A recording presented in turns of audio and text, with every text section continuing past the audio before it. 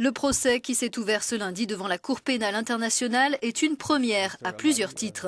Il concerne un djihadiste présumé, le conflit au Mali, la destruction du patrimoine, à savoir des mausolées de Tombouctou en 2012, et l'accusé Ahmad Al-Faki Al-Mahdi plaide coupable.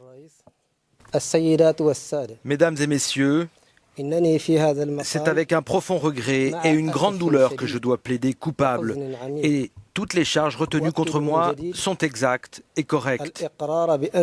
Je suis vraiment désolé et j'éprouve vraiment des remords. Selon l'accusation, l'homme est un membre d'Ansar Dine, organisation liée au groupe djihadiste d'Al-Qaïda qui depuis janvier 2012 contrôle alors le Nord Mali et entre en avril dans Tombouctou.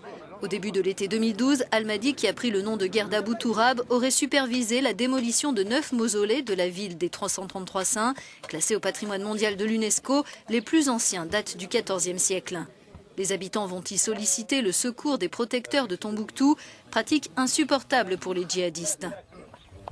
En janvier 2013, ces derniers détruisent aussi 4200 manuscrits, juste avant d'être chassés de la ville par les soldats français de l'opération Serval. Mais la grande majorité des documents ont pu être récupérés lors d'opérations de sauvetage. Chef présumé de la Hizba, la brigade islamique des mœurs, Ahmed Al-Mahdi est arrêté au Niger par les soldats français en 2014 dans un convoi transportant des armes depuis le sud libyen. Il est transféré un an plus tard vers la prison de la CPI.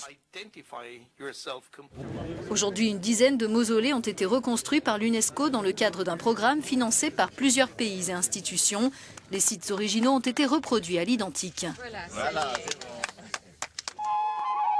Les ONG maliennes, notamment, attendent beaucoup du procès d'Al-Mahdi, même s'il leur laisse un goût amer. L'accusé est le seul djihadiste à avoir été transféré à La Haye pour les exactions commises pendant l'occupation du Nord Mali. Aucun crime de sang ne fait l'objet d'une procédure à ce jour.